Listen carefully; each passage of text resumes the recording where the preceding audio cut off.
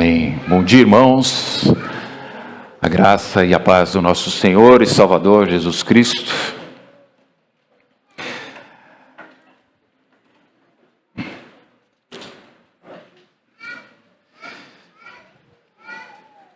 Fantástica essa música, né? Meu pecado, sim, expiou na cruz. E por graça sem igual, salvou-me meu Jesus. Aleluia. Esta é a graça que nós temos que compreender para também podermos viver. Antes de iniciarmos aqui, como de costume agora, eu estou trazendo um livro até que acabe, pelo menos, da minha biblioteca. Esse pequeno livro, não assustador, como sempre, né, para aqueles que rapidamente querem ler um livro, né? Então, posso saber se sou salvo? R6 Pro, uma série de questões cruciais, o número 7 da série, pela editora Fiel também. Então, interessante, importante, para talvez clarear algumas coisas. É sempre bom ouvir um irmão por meio de um livro. Amém. Então, como de costume, vamos ler novamente o nosso texto bíblico importante, que é sempre importante, na verdade, nós repetirmos muito da palavra de Deus para que ela venha a fixar-se não só na mente, mas no coração. Então vamos ler o texto que vamos trabalhar nessa manhã. Logo em seguida a oração e depois a exposição. Carta de Paulo aos Romanos, capítulo 3, versos 9 ao 18, a palavra do Senhor diz assim: que se conclui? Temos nós qualquer vantagem? Não, de forma nenhuma, pois já temos demonstrado que todos, tanto judeus como gregos, estão debaixo do pecado. Como está escrito, não há justo nenhum sequer, não há quem entenda, não há quem busque a Deus, todos se extraviaram, a uma se fizeram inúteis, não há quem faça o bem, não há nenhum sequer. A garganta deles é sepulcro aberto, com a língua urda engano, veneno de víbora está nos seus lábios. A boca, eles a têm cheia de maldição e de amargura. São os seus pés velozes para derramar sangue, nos seus caminhos a destruição e miséria. Desconheceram o caminho da paz. Não há temor de Deus diante de seus olhos. Bem, vamos orar.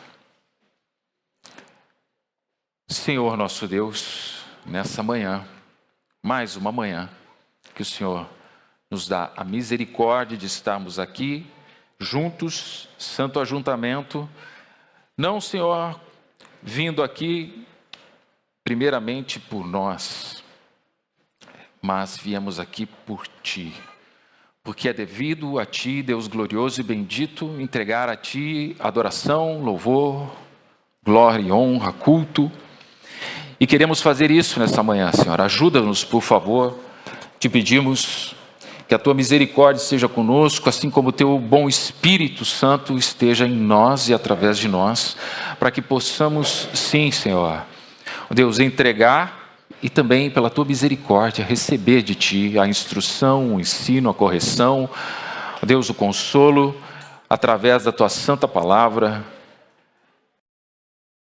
que Tu graciosamente nos deste para nos ensinar. Ajuda-nos nessa manhã, perdoa os nossos pecados, Senhor, por favor. Perdoa-nos em nome de Cristo Jesus, as nossas iniquidades e transgressões, e ajuda-nos por misericórdia nessa manhã. Em nome de Cristo oramos, agradecidos e com fé. Amém. Tudo certo aqui? Bem, então, na verdade eu tenho que confessar, eu resolvi fazer essa série das doutrinas da graça, e quando eu comecei por esse item, eu vi que realmente há muitas fraquezas em mim para fazer algo tão grandioso assim. É profundo, né? É um tema, são temas, cada um deles, cada ponto são temas profundos. E nós precisamos nos aprofundar. Então eu peço sempre que os irmãos sempre estejam aprendendo, indo além. É difícil nós condensarmos em 1 hora aqui, ou menos, né? Geralmente fazemos em menos, todo o ensino que essas doutrinas e cada ponto deles tem para nós. Mas que o Senhor nos dê graça para compreender e graça a mim também nessa manhã, para que eu possa, à medida das minhas condições, expor a respeito das doutrinas da graça, depravação total. Então, irmãos, quanto mais nós conhecemos, e aqui eu quero fazer uma introdução importante, quanto mais nós conhecemos a Deus, mais queremos conhecê-lo.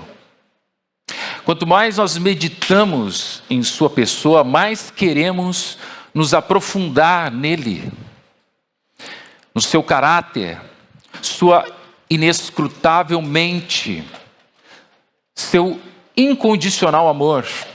Quanto mais nos achegamos a Deus, mais queremos encontrar as riquezas de sua misericórdia, o grande amor com que Ele nos amou, com que, por fim, nos faz nos satisfazer totalmente e profundamente nele, em Deus, que é a fonte inesgotável de prazer e felicidade.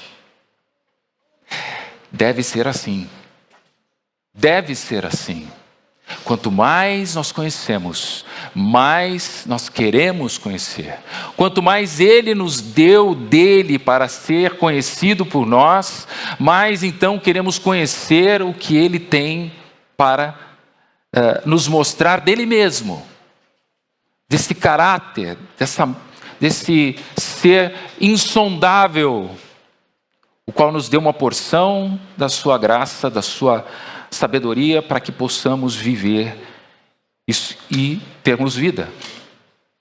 Jesus, ele rogou ao Pai, dizendo assim, que o amor com que me amaste esteja neles, e eu neles esteja. João 17, 26. Esse deve ser o nosso anseio, que o próprio amor que o Pai tem pelo Filho esteja em nós, nos encha, capacitando-nos a amar o Filho em sua plenitude e magnitude, com a mesma pureza do amor do Pai.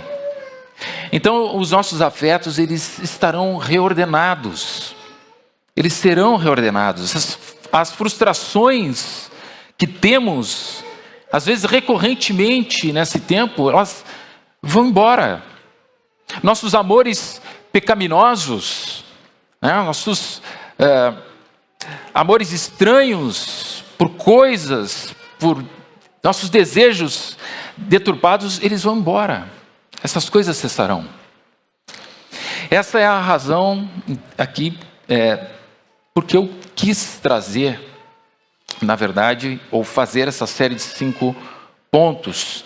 O Catecismo Puritano de Spurgeon, C.H. Spurgeon, na primeira pergunta, ele diz assim, pergunta 1, qual é o objetivo principal do homem?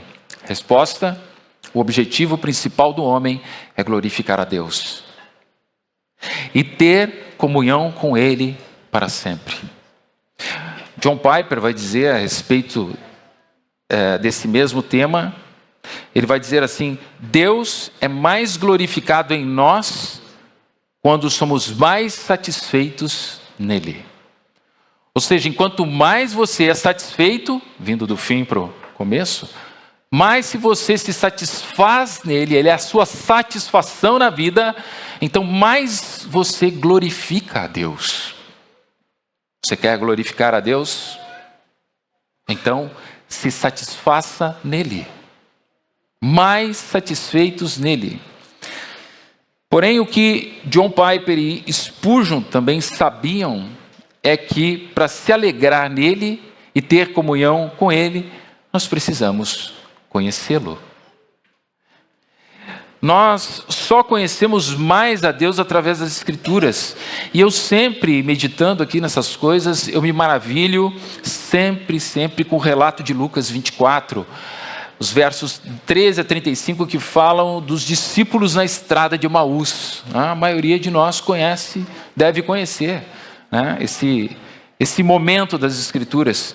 E em especial, 2 versículos sempre me chamam a atenção. Verso 27 do capítulo 24 de Lucas diz assim: e começando por Moisés, vejam, descorrendo por todos os profetas, olhem só, expunha-lhes o que a seu respeito constava em todas as Escrituras. Expunha-lhes. Começando por Moisés e descorrendo por todos os profetas, ele expunha as Escrituras. Aqui, vejam, irmãos, não existe nada aparentemente espantoso. Não há nada fantástico nisso. Ele simplesmente expunha as Escrituras. Jesus está falando através das Escrituras a respeito dele mesmo. E então vem o versículo 32. Versículo 32 diz assim: e disseram um ao outro: porventura, não nos ardia o coração? Vejam, não nos ardia o coração quando isso acontecia? Quando essa experiência, nós falamos muito de experiência hoje em dia, quando essa experiência aconteceu neles? Como essa experiência foi gerada?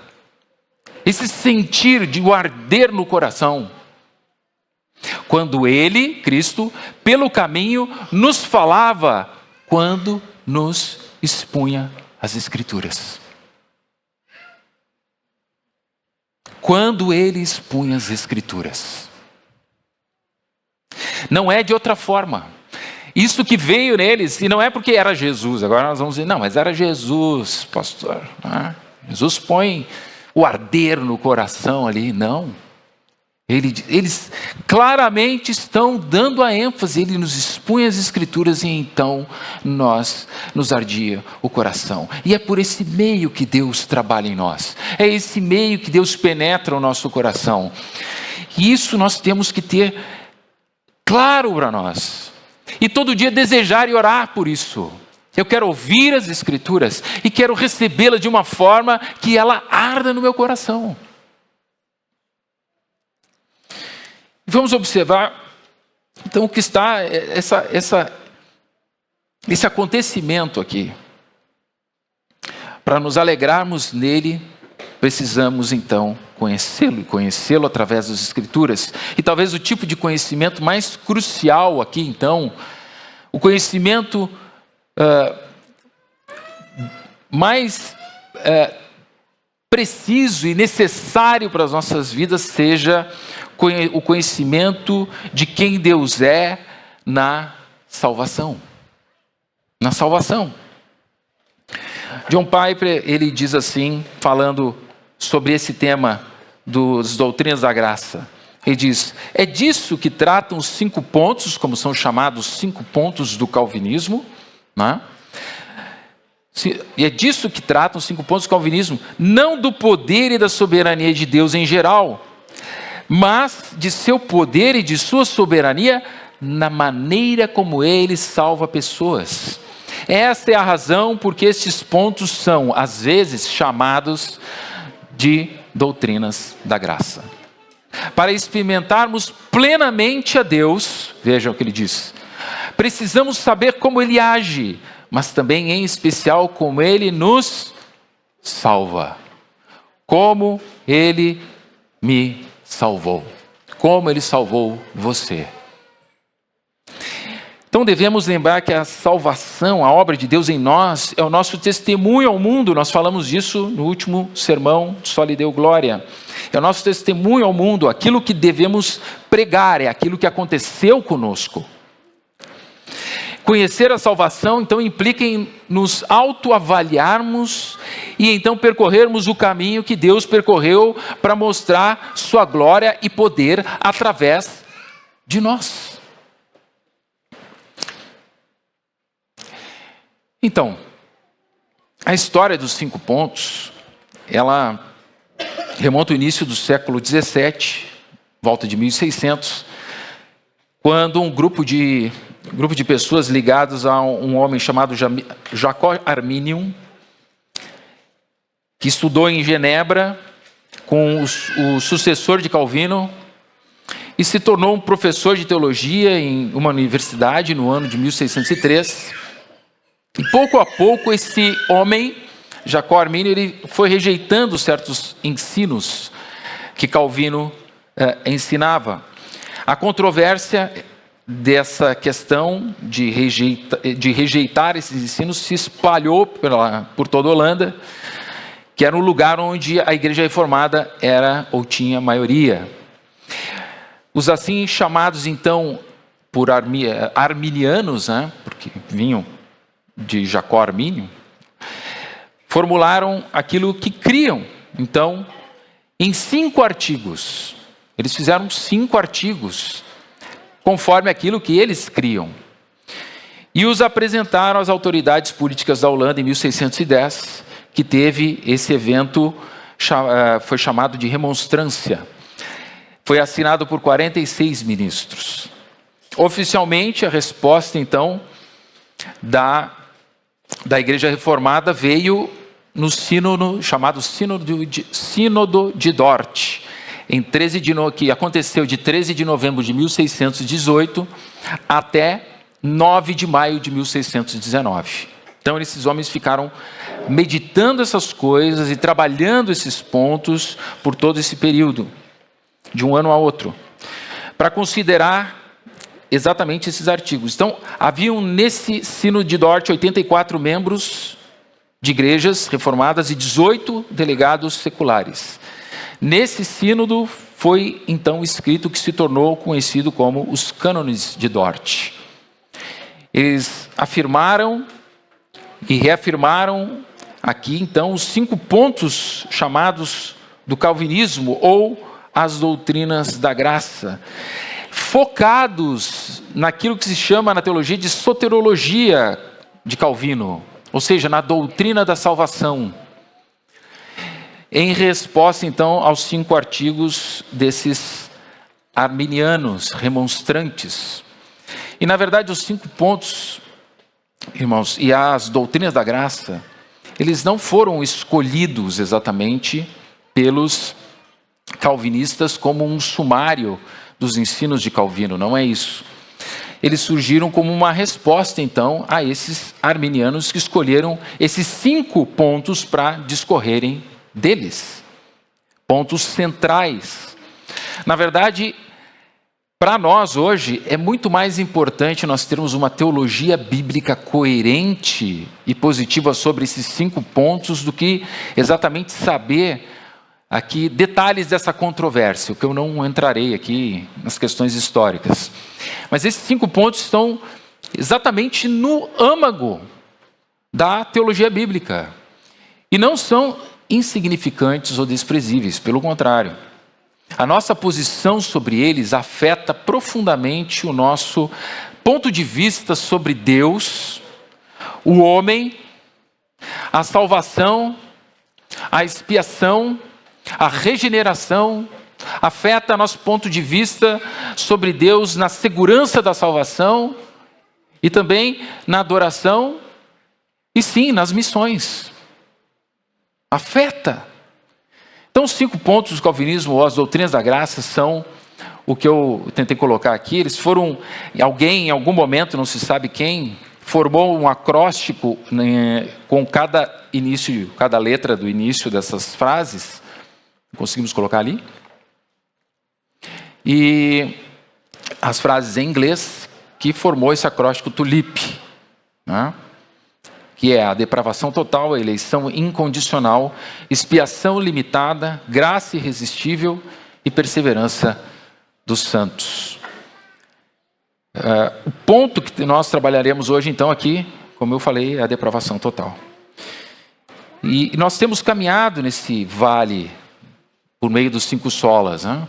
precisamos então aqui nos aprofundar mais, descer um pouco mais profundamente nesse lugar. Temos coragem para descermos ali, e nós precisamos fazer isso. Não precisamos ficar preocupados, falando em descer, né? Ruim, né? Mas nós voltaremos à montanha, não se preocupem. É só para nós podermos enxergar realmente questões que são cruciais para nós. Aquele que nos guarda, nos guardará até o fim, e nós entenderemos com a graça de Deus essas coisas. Mas precisamos ver mais e mais qual era a condição na qual Deus nos encontrou e nos tirou. Então, a doutrina da depravação total, ou depravação, podemos entender por corrupção também, afirma que a nossa corrupção pecaminosa é tão profunda e forte que nos torna escravos do pecado e moralmente incapazes de vencer nossa rebelião e cegueira. O homem natural é assim. Incapazes. Essa incapacidade de nos salvarmos é total. Total. O que significa que somos completamente dependentes da graça de Deus para nos dar olhos para ver e nos atrair eficazmente ao Salvador das nossas almas. Então vamos entender a partir das palavras de Paulo um pouco mais dessa profunda corrupção pecaminosa que nos torna escravos do pecado, essencialmente escravos do pecado, naturalmente. Sempre que eu falar natural, está levando ao homem sem Cristo, sem uma intervenção da graça de Deus nele. E aqui, começando pelos primeiros versos, Paulo está nesse ponto fechando. Nós voltamos a Romanos, né? Romanos quer sempre voltar à nossa exposição, mas nesse nesse fechamento aqui, da primeira grande sessão de Romanos, desde Paulo falando em capítulo 1, verso 18 até 3, 20, ele demonstrou aqui nessa porção toda a humanidade, toda a nossa, falando de gentios e judeus, e demonstrou que esses estão todos debaixo do pecado. E nessa primeira porção que nós lemos inicialmente, no verso 9, ele faz uma pergunta aqui, retórica para costurar esse argumento que ele vem trazendo. E quando ele pergunta, que se conclui? Ou seja, Paulo está perguntando aqui, qual é o resumo lógico de tudo o que eu disse até agora? De tudo que foi dito até o final, até esse capítulo aqui, e as palavras dele anteriormente. Paulo está levando o leitor, então, ao ápice da sua acusação. É uma acusação que ele está fazendo aqui, que contempla todos nós, digamos, toda a humanidade, universalmente, o pecado universal. Então, desde capítulo 1, verso 18 até o 3, ele expôs a impiedade dos gentios, a hipocrisia moralista deles, a culpa dos judeus, apesar da posse da lei, a vantagem dos judeus na posse dos oráculos de Deus, embora não possuíssem a vantagem moral. E agora ele pergunta, temos nós alguma vantagem? Como perguntando, nós, judeus, Paulo como judeu, nós judeus temos alguma vantagem moral diante de Deus? A resposta de Paulo, então, como sempre, é enfática e definitiva. Não, de forma nenhuma. Vocês não podem ter nenhuma vantagem. Vocês não conseguem ter nenhuma vantagem. É isso que Paulo está querendo dizer e ele vai explicar. Porque ele diz, pois já temos demonstrado que todos, tanto judeus como gregos, estão debaixo do pecado. Estão debaixo do pecado. Em 2 Crônicas 6:36, é impressionante como Salomão, ele já tem essa clareza dessas coisas, a plena consciência. Ele diz, nesses versos, ele diz, orando ao Senhor, ele diz, quando pecarem contra ti, falando a Deus em sua oração, quando pecarem contra ti, abre parênteses, ele diz, pois não há homem que não peque. Vejam, a consciência de Salomão. Não há dúvida para Paulo, assim como não deve haver para nós, e para qualquer outra pessoa que queira saber qual a condição natural do homem. Paulo, ele está transformando aqui em pó qualquer aparência ou capacidade dos homens, sejam eles judeus ou nós, gentios. Ele torna pó a nossa autossuficiência. A autossuficiência desses mesmos, dizendo o que ele diz no verso 10. O que ele diz? Como está escrito. E aí, é o que nós vamos ver. Essa porção do verso 10 ao 12, com certeza, irmãos, é um texto, são textos aqui, ou versículos, né, mais esclarecedores das Escrituras. Ou também, se nós tivermos uma consciência, mais estarrecedores das Escrituras. Ou ainda, podem ser, para aqueles que rejeitam a palavra, mais rejeitado das Escrituras. O primeiro pilar de sustentação que Paulo colocou aqui em sua construção a respeito da verdadeira salvação, na sua carta aos Romanos até agora, foi o que ele escreveu no capítulo 1, verso 17. Que ele disse, o justo viverá pela fé. E agora ele coloca o segundo pilar sustentador. Não há um justo, nenhum sequer. Ele diz, tanto judeus como gregos estão debaixo do pecado, ninguém se livra, ninguém se salva. E nós temos ouvido então essas afirmações inúmeras vezes em nossas exposições, nos próprios 5 solas da Reforma, e temos recebido a repetição dessa afirmação, e novamente, de novo e de novo. Mas nós temos que entender, e aqui cada um de nós conseguimos entender, porque Deus, através de Paulo, está expondo essas coisas, sem nenhum tipo de melindre, pensando assim, tendo algum tipo de cuidado, se os ouvintes, os leitores, ficariam, de certa forma, deprimidos com esse tipo de coisa. Pensando nos sentimentos desses, que ouviriam coisas tão depressivas, tão horríveis, que hoje em dia nós não podemos falar o que é a verdade. E as pessoas vão se sentir mal. Não faça as pessoas se sentirem mal. E é assim que esses tempos vivem. E nós precisamos olhar para a palavra de Deus e ter a clareza do que ela está falando, porque essa palavra nos aponta para algo glorioso. E esse é o fim do conceito dessa doutrina, da depravação total. Então nós temos que entender que ele não fala com nenhum melindre, porque a nossa extrema fraqueza, e é por isso que ele escreve isso. Paulo está dizendo assim, a nossa extrema fraqueza e incapacidade é onde se sustenta toda a obra de Deus por meio do Filho. É nessa fraqueza e impossibilidade do homem que se sustenta. É onde ele faz, onde ele diz, e dissemos no nossa exposição anterior, só Deus a glória. Nossas extremas fraquezas e nossa inutilidade natural para prover algum tipo de escape, fuga ou salvação, nos encontramos totalmente desprovidos, carentes, necessitados, indefesos, expostos, cegos, mortos em nossos delitos.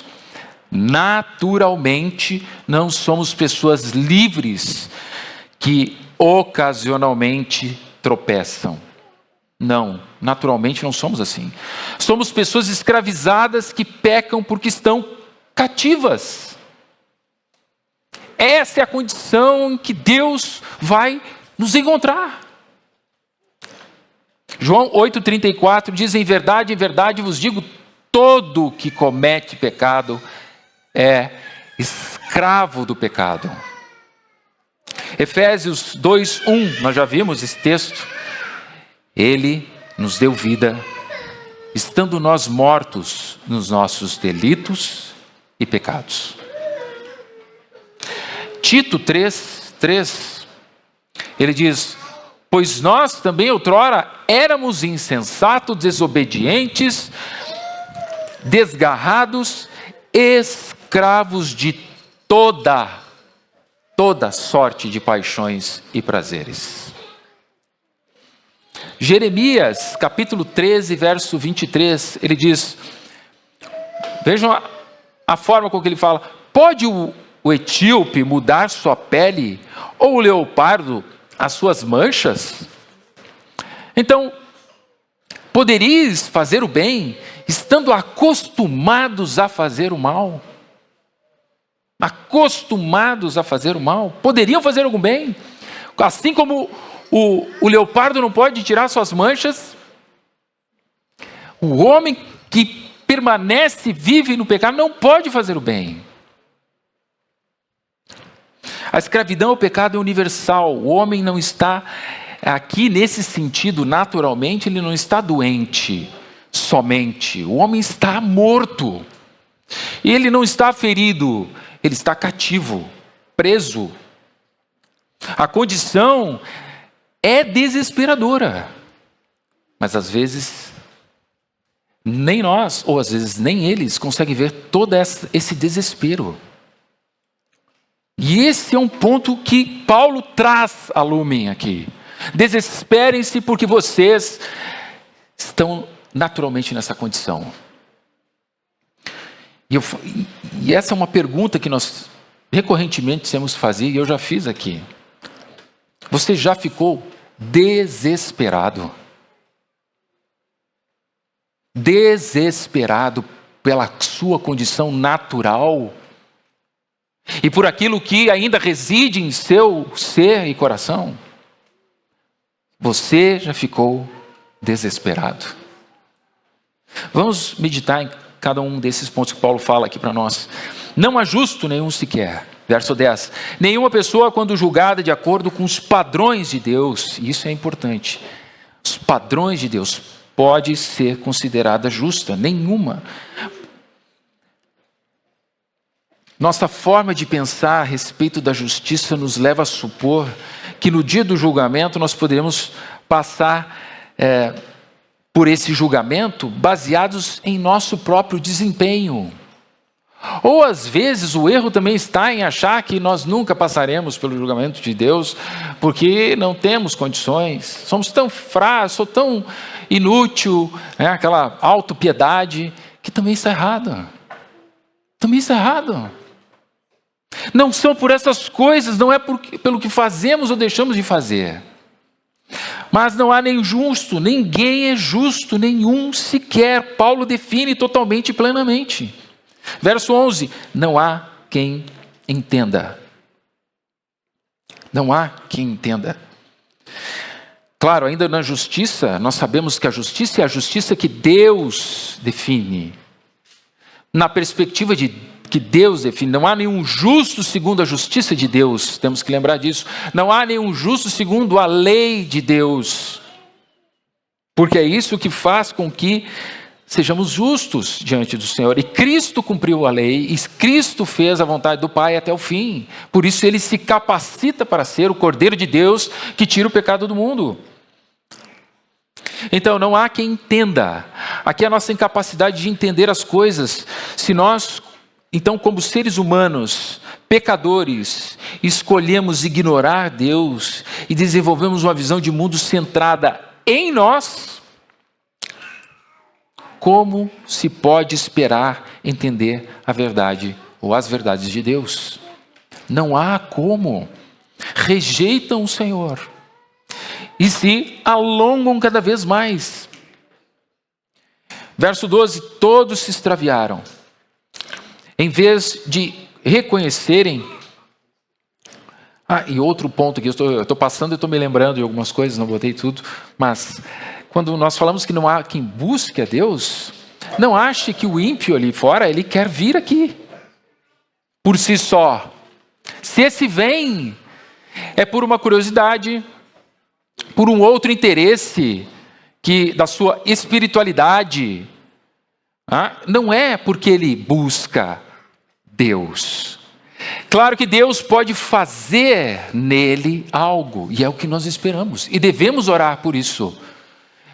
Pode o encontrar nesse caminho, pode ser que esteja aqui, mas não quer dizer que seja.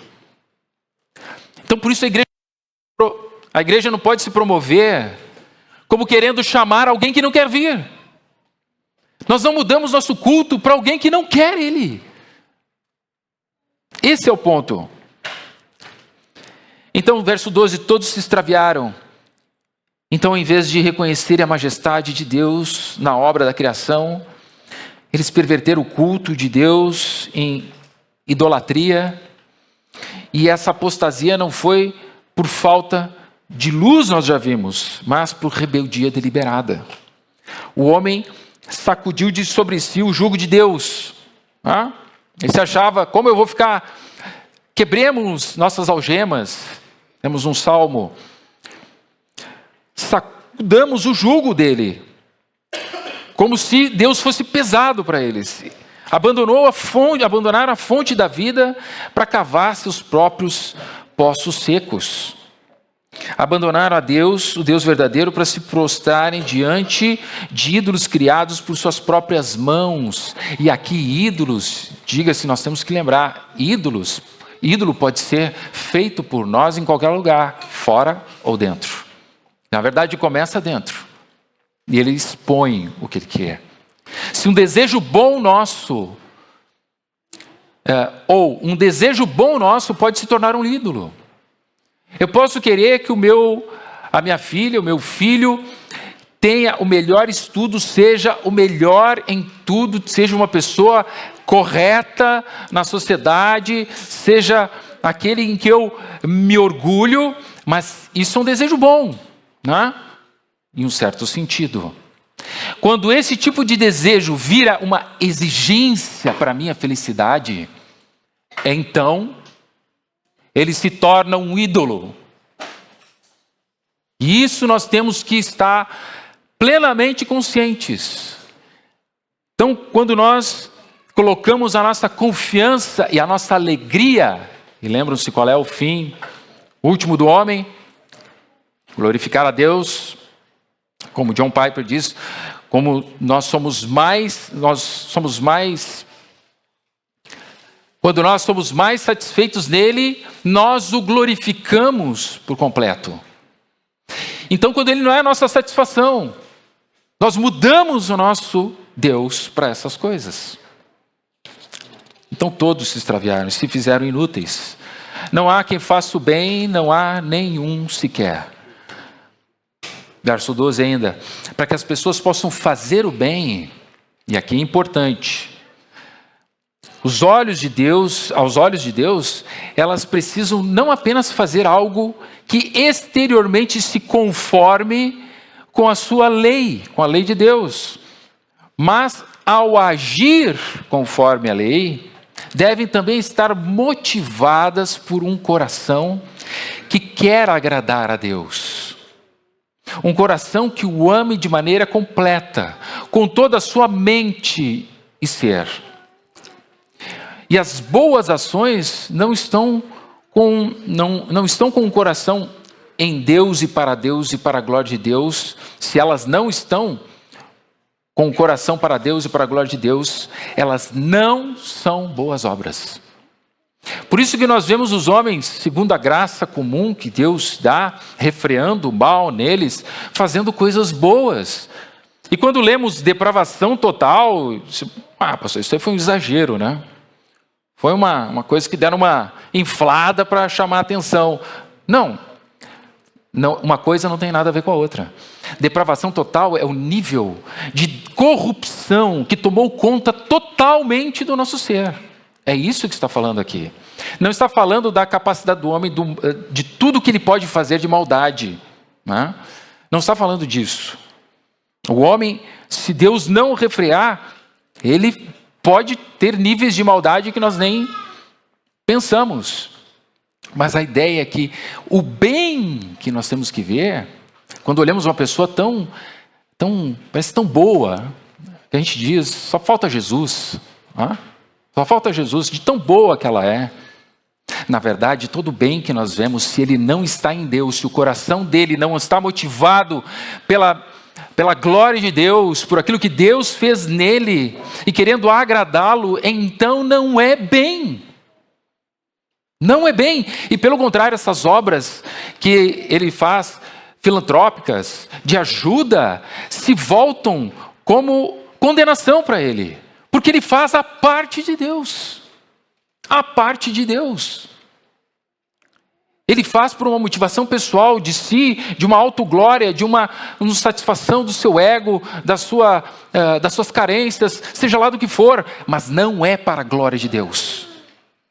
Lembrando que tudo que é bom é definido por Deus e não pelo homem. Por Deus. Então sondemos nossos corações. Temos feito o bem para a glória de Deus? Nosso coração não somente parou de pecar, mas agora aplica o bem que Deus quer que apliquemos? Estamos vivendo e andando nas obras que Ele preparou para que andássemos nelas? É imperativo que fazemos uma autoconfrontação, que avaliemos a nossa vida através das Escrituras. Através das Escrituras, para não nos perdermos em meio aos anseios do nosso coração e acharmos que estávamos salvos e estamos perdidos. Pastor, mas somos salvos pelas obras agora? Não. Mas como Tiago, capítulo 2, verso 26 diz, porque assim como o corpo sem espírito é morto, assim também a fé sem obras é morta. Então, onde começamos, devemos desenvolver. E aqui, então, vemos todo esse contexto de depravação total dos versos 10 ao 12, refletida na relação do homem com Deus. Paulo traz a própria Escritura aqui, em que o salmista, ele faz o uso, como nós vimos, intenso aqui, de negativas severas. Ele usa 5 vezes, por exemplo, a palavra não há. Não há. Ele usa 2 vezes a palavra nenhum. Essas palavras que encerram tudo. Elas não dão margem. Não é um pouquinho, não é uma porção, não é mais ou menos. Não há e nenhum. E daqui a pouco ele diz todos, e ele coloca todos universalmente. E então não escapam mais ninguém. Não escapam mais ninguém. E aqui de novo, é importante deixar clara essa questão. Por depravação total, nós não dizemos, ou não quer dizer que todo homem ele vai ser tão depravado, usando a palavra que estamos usando ali, quanto ele pode ser. Mas que a profundidade da corrupção é gigantesca. E a prisão, a vida de pecado é total. A palavra aqui total, ela não implica que o homem faz, então usando a frase correta aqui, porque eu adiantei um pouquinho o assunto, mas não implica no máximo de mal que ele poderia fazer contra o próximo. Isso se deve então a essa acusação que a própria palavra faz, por exemplo, em Romanos 14, 23, que diz: tudo que não é por fé é pecado. Então, se esse homem natural não faz algo por fé, ele peca. Se ela não está direcionada, e nós vimos que fé tem objeto e objetivo em Cristo, e é nele que ela está alicerçada, e é para ele, para a glória de Deus, por meio do Filho. Então, sem qualquer bondade que não flua de um coração que confia humildemente na graça de Deus, em última análise, depravada em relação a Deus. E é nessa condição que Deus vem. É nessa condição que Deus nos encontra. E Ele vem a nós como herói, trazendo o nosso herói. Nosso herói que vem com como nossa maior e única esperança de escaparmos. Nossa maior e única esperança de salvação. Paulo traz aqui as palavras do Salmo 53 e o verso 14, nós lemos aqui no nosso salmo responsivo. Os salmistas que escreveram esses salmos, eles sabiam lá atrás, que o justo viverá pela fé. E eles sabiam também que o homem não tinha como se salvar. Mas o judeu não entendeu, o gentio não entendeu. Todos acham que podem prover algo para si. E ele continua o verso 13. E pelo menos três, digamos assim, falácias desse verso 13 ao 18, caem por terra nas afirmações de Paulo. Por exemplo, afirmar que o homem é essencialmente bom. Isso é uma mentira. O homem não é essencialmente bom. Ele está corrompido pelo pecado. Que o homem é apenas o produto do meio. Não, isso é uma mentira, é outra mentira. Não é porque ele mora não sei aonde que ele vai, né? Coitado, ele mora lá não sei onde, é por isso que ele é. Não existe isso. Ah, mas ele viveu tanto tempo dessa forma lá naquele lugar, então é por isso que agora ele faz assim, assado. Não é por isso. Nós estamos vendo que não é por isso. Nem admitir essa visão positivista de que o problema do homem é a ignorância. Não saber. Nós já vimos na carta de Paulo que não é isso. O homem sabe o que faz. Sabe o que faz. Paulo vai deixar claro que tudo isso é uma grande mentira. E que hoje, no nosso tempo, nós vivemos muitas dessas mentiras. Justificamos o homem com essas mentiras. Em Marcos 7, 21, verso 23, vejam o que diz. Porque de dentro do coração do homem é que procedem os maus desígnios, a prostituição, o furto, o homicídio, os adultérios, a avareza, as malícias, o dolo, a lascívia, a inveja, a blasfêmia, a soberba, a loucura. Ora, todos estes males vêm do lugar onde o homem estava morando. É isso? Da família que ele vivia. É de lá que vem isso? Não é. É do coração. Todos esses males vêm de dentro e contaminam o homem. Ou como Jeremias nos diz, Jeremias 17:9, ele diz o quê? Esse é um texto mais conhecido. Enganoso é o coração. Quem é enganoso? O coração. Mais do que todas as coisas. Vejam a ênfase que o profeta dá aqui, e Deus através do profeta. E ele diz, desesperadamente corrupto. Quem o conhecerá? Quem? E se lêssemos o segmento do verso 10 de Jeremias, nós iríamos ouvir a voz de Deus dizendo, eu conheço o coração, eu conheço o profundo do ser. Podemos então observar aqui o que Paulo fez nesses versos do 13 ao 18, uma coletânea dos dos Salmos 5, 10 e 140. Para mostrar como somos capazes de nos destruir com as palavras, por exemplo. Aqui vemos o que diz Salmo 5, 9. Ele diz, porque não há sinceridade nos lábios deles.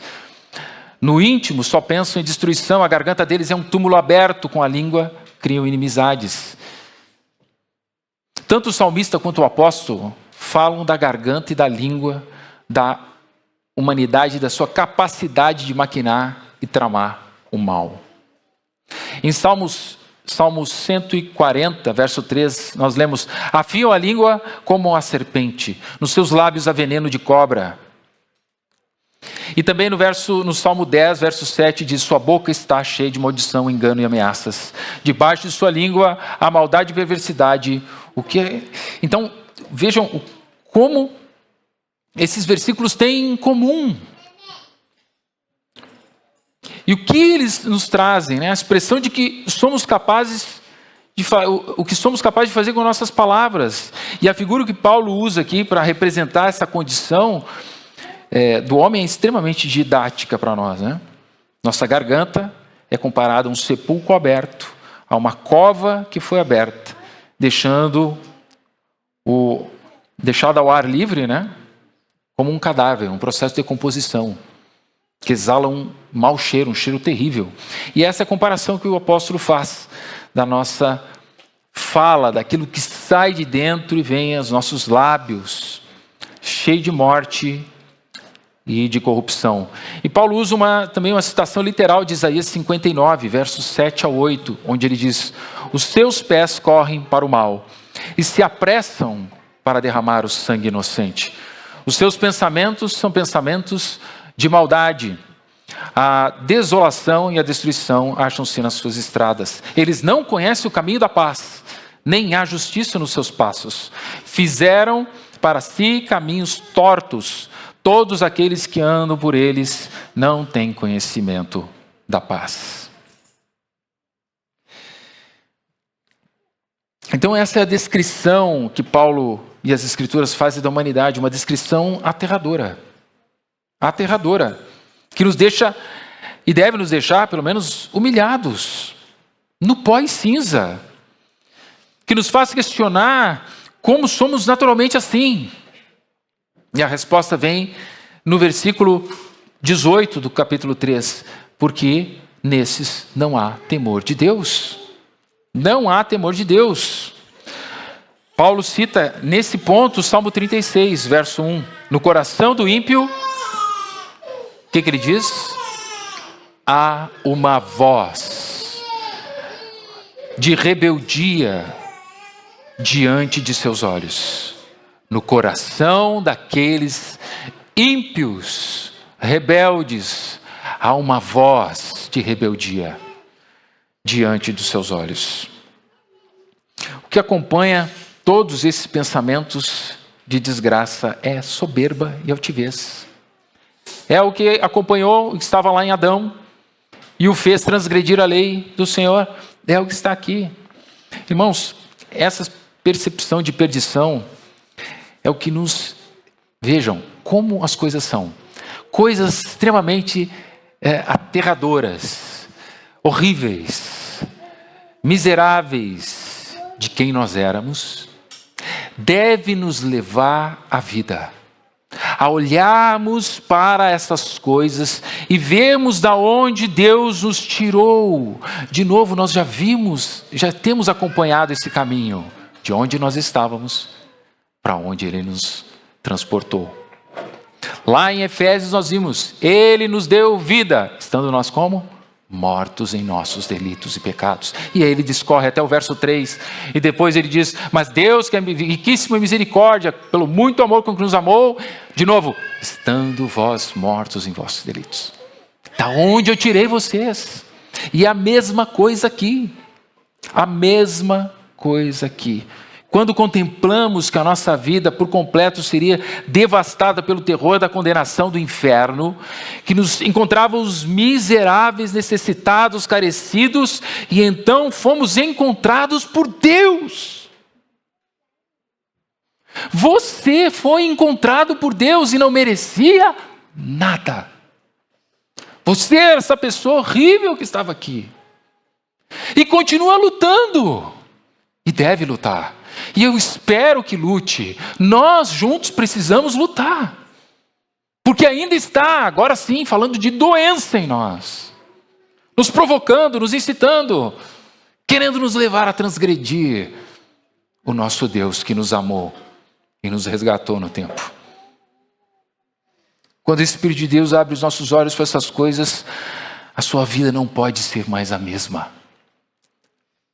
Não é que ela não vai ser mais a mesma. Não. Na hora que a conversão aconteceu em você, a sua vida não é mais a mesma. Não pode. Não pode. Há coisas que nós vamos aprender através do tempo, ao longo do tempo, na santificação. Amém.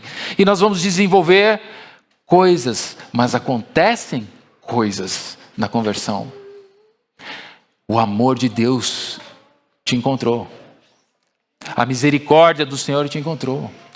O servo humilde te encontrou. Então essas coisas, esses elementos da salvação estão em você.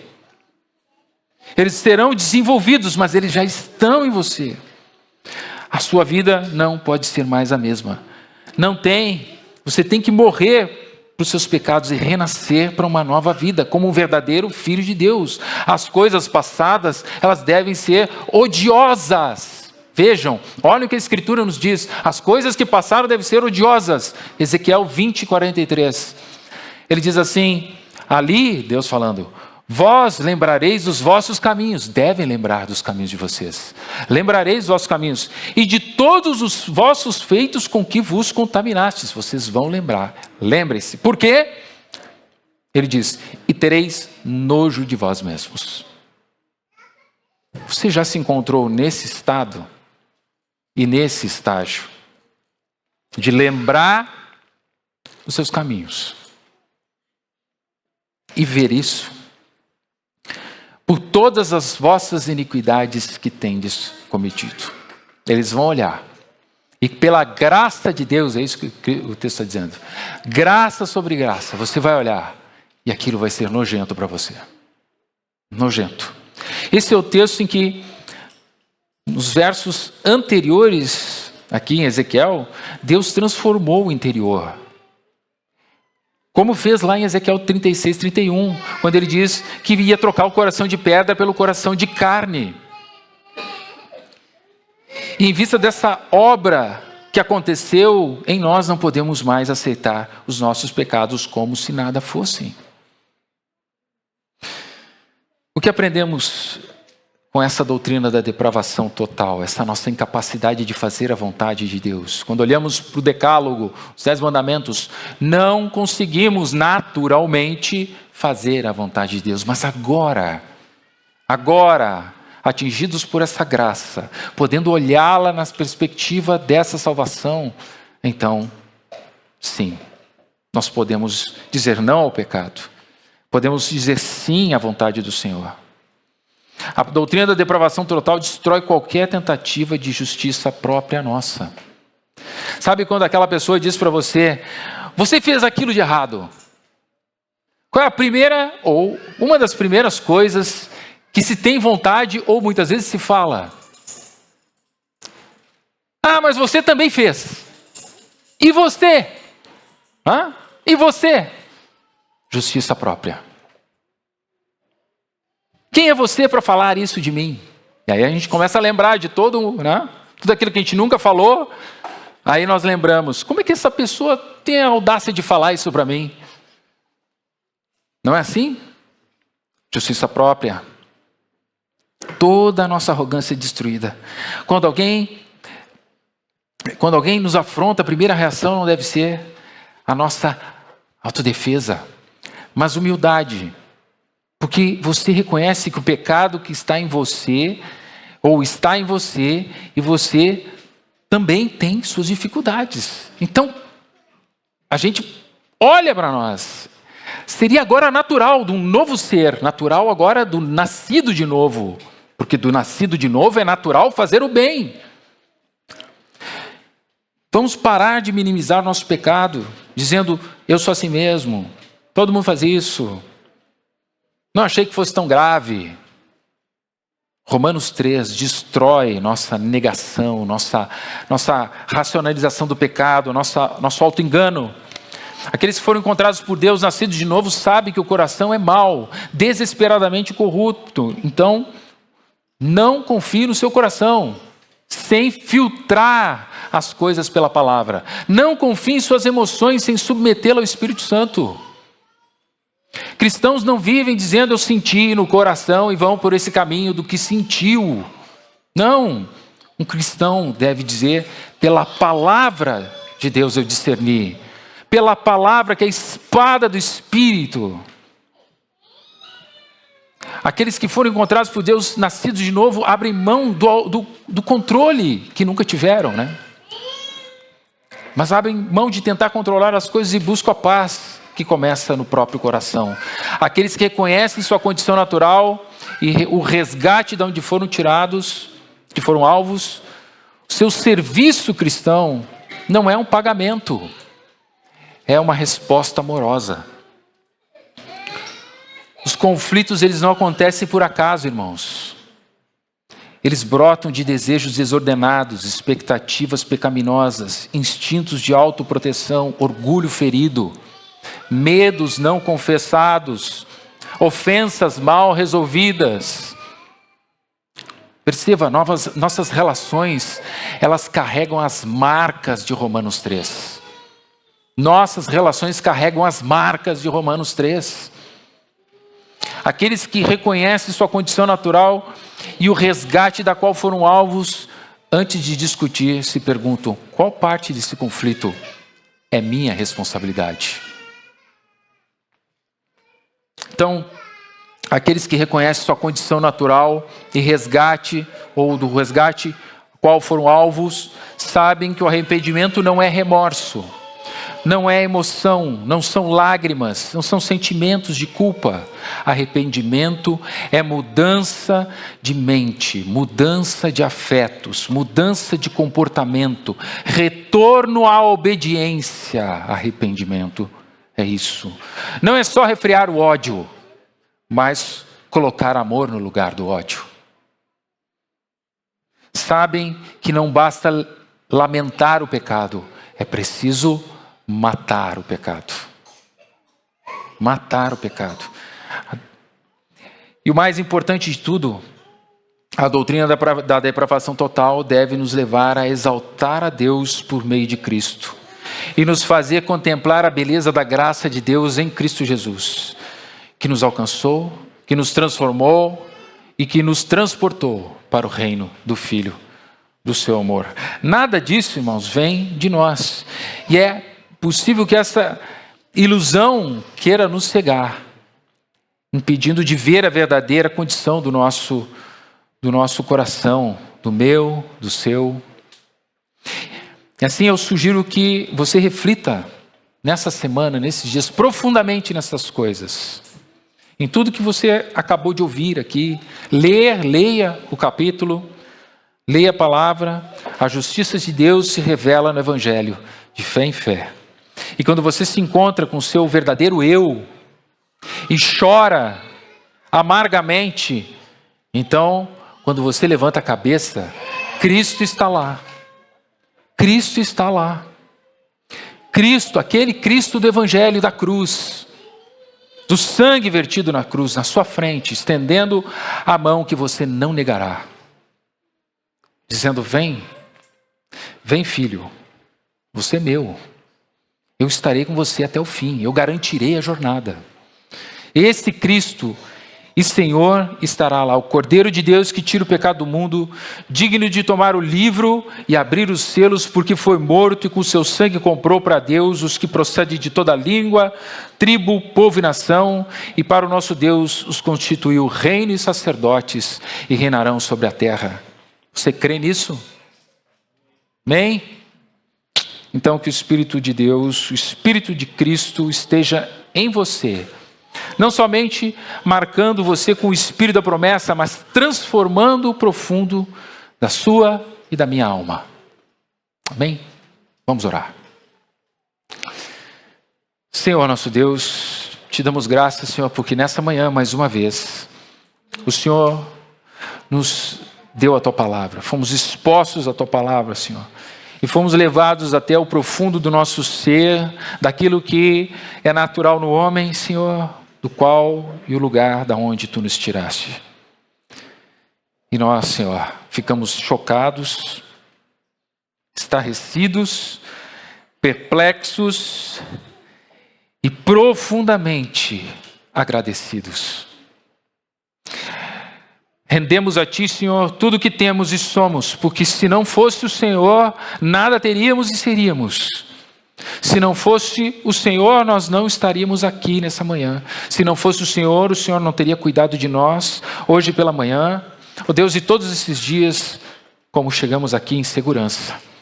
Se não fosse o Senhor, ó Deus, nós jamais teríamos a esperança em Cristo Jesus. Jamais teríamos a esperança de sermos livres do inferno e transportados para o lugar da tua morada.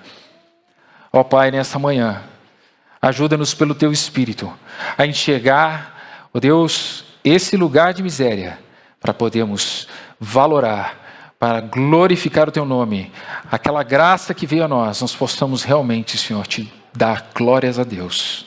Glória a ti, Senhor. Santo, santo, santo e bendito é o teu nome. Assim nós oramos aqui agradecidos, em nome de Cristo, teu amado Filho. Amém.